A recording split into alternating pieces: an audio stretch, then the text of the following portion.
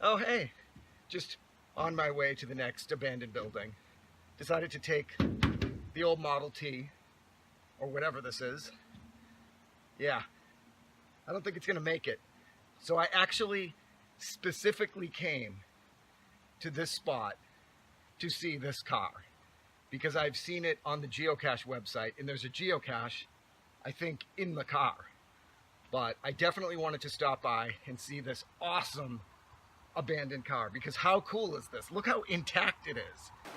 Okay, so let's get a better look at this awesome car.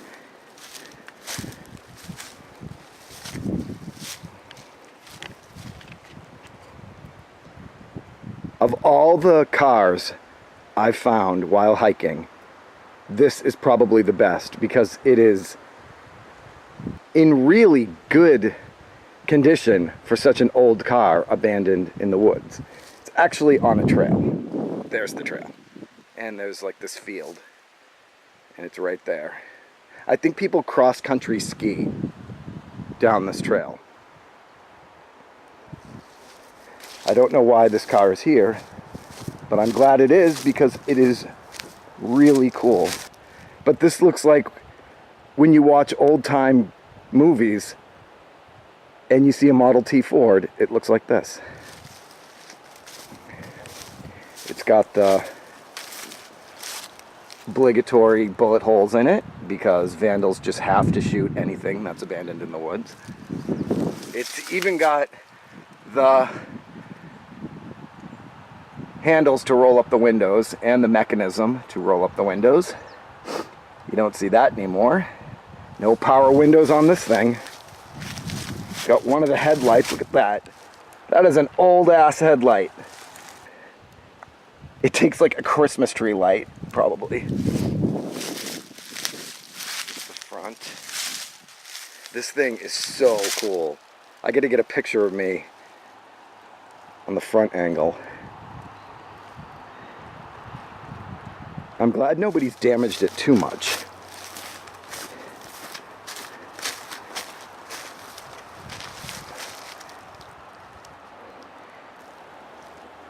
Sweet vintage car in the White Mountains. Be sure to check it out if you're ever here. I cannot even begin to tell you how to get to it. I had to cross a river. I don't know if you can tell, my feet are soaked. I had to cross a river. I had to forage across a raging river. I think you can hear it. Can you hear it? I had to forage across that to get to this car. And it was worth it.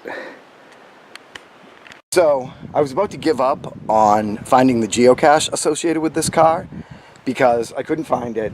And the clue says magnetic. So naturally, I thought it had to be somewhere magneted to the car. But my GPS keeps saying I'm 50 feet away from it whenever I'm in the car. But I figured that can't be true. And so I started searching every single nook and cranny of this car, and I found a whole bunch of bees' nests, and I didn't want to get stung by a bunch of bees, so I was just about to give up. I just had to stop the camera because I realized I'm about to give away the location of this geocache, which would spoil it for anyone else who might want to find it. So I'm not going to show you where it is, but I just happened to look in the right spot and find it. And here it is. I will not show you where it is. On the off chance that you are into geocaching as well as finding abandoned cars in the woods and you want to find this yourself, I will let you find it yourself. It is very well hidden. Okay, on to my next location. Get me to the next abandoned building and step on it. This river. I had to cross this river to get to that car. See, look. Wow.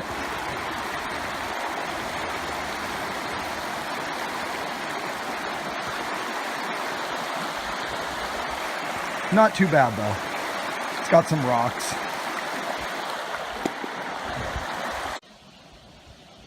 So to add to my collection of awesome abandoned cars in the woods, we have this. And I actually hiked up this mountain specifically to see this car. I found it on the geocache website because there is a geocache hidden somewhere around here. And you may or may not be able to see it in this video. But anyway, so I can't even begin to tell you the journey I took to come see this car. It is quite literally in the middle of nowhere in the White Mountains. I had to trek up a mountain and it just kept going up and up and up and up and up. And then you take this really, really random trail right here. It's not even all that well-maintained trail. It's not all that well-known. And then finally you get to this spot and here it is, the abandoned car. I have no idea how it even got here.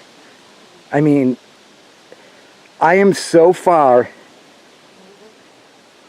into the middle of nowhere that normal 2018 cars don't even come up here. I mean, you can fit a car up here, but why was a car this seemingly cool even driving down here? And when did it get here? And why is it here? I know it's a Buick. I don't know what kind of Buick. A Buick Skylark? I'm just guessing. I know nothing about cars. A Buick Skylark. It's got to be Sky something. But it's freaking cool.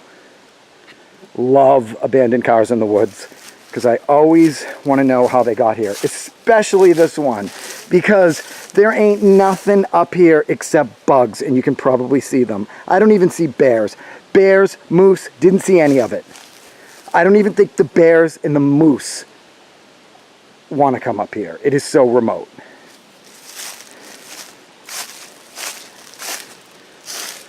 Look how shiny that chrome is. I can see myself. That is some shiny chrome for a car that's been here a very, very long time. I like that this car is in good shape for an abandoned car. It's not in pieces. I want to open the trunk and see what... Oh, you can. And there's nothing in it. Yeah, okay. But seriously, look up Carter Notch Road in the White Mountains, and you will see that it is literally in the middle of nowhere. I know I say the word literally a lot, but it is literally in the middle of nowhere. There are houses, and then the houses disappear, then the road disappears, and then it's a dirt road, and then it's some trails, and then it's just woods and nothing, and there's a shitload of bugs flying all over me. I haven't even seen any animals, no bears, no moose, no wildcats, nothing. Nothing wants to be up here. So my question is, how the hell did this car get up here? I had to walk a mile to get here because cars aren't allowed past a certain point. So how did this car get here? This car had to have been airlifted onto this spot, because who drove this cool, sporty looking car to this remote spot in the White Mountains and just left it there? Because it looks like back in its day, it was a pretty awesome car. But something shady happened involving this car. Somebody wanted this car gone. That car's probably got some stories. That car's probably seen some things. Probably involved in a murder. It had to have been. This was a getaway car filled with forensic evidence. Someone needs to come up here and investigate this car because it should not be here. There is nothing up here. Nothing. I am so far removed from civilization, it is not even funny, except for this abandoned automobile. But I'm going to go find the geocache now, which I already found it. It's in plain sight. You could probably see it on the video, but I won't show you where it is, just in case you happen to find yourself on this friggin' bohick backwoods trail. I won't blab where the geocache is, but I'm going to go get it and open it, and I'll show you what's inside of it if you care. So continue watching if you care what's inside of the Detroit Dinosaur geocache. That's what they call it. They call this the Detroit Dinosaur. Okay, I have the geocache, and this is the only spot I could film myself opening it because that's the only spot I could prop the camera up. And I can't wait to open this and then leave because I don't know if you can see it. It is just nothing but a sea of bugs and mosquitoes and flies. They're crawling all over the lens. They're all over this car. So let's open this geocache really fast to see what we got. It's a big one, so. Some weird keychain. A bunch of writing utensils. I'm using my newer camera where the view screen is here and the lens is here, so I keep looking over here instead of here. Anyway, yeah. It's like a One Direction or High School Musical. It's a High School Musical marker. It's a whole set of High School Musical markers. And a necklace made out of wine corks. It's a necklace for alcoholics. It's a Mother's Day present for your alcoholic mom. A necklace made out of wine corks. There's a blue Super Ball, and that's what I'm gonna take as my camera falls. Okay, yeah. I'm gonna take this blue Super Ball, and I'm gonna get the fuck out of here because, oh my God, this is the worst place ever. Except for the cool car. That's pretty awesome. Otherwise, this place sucks. Bye, weird abandoned car. I'm out of here.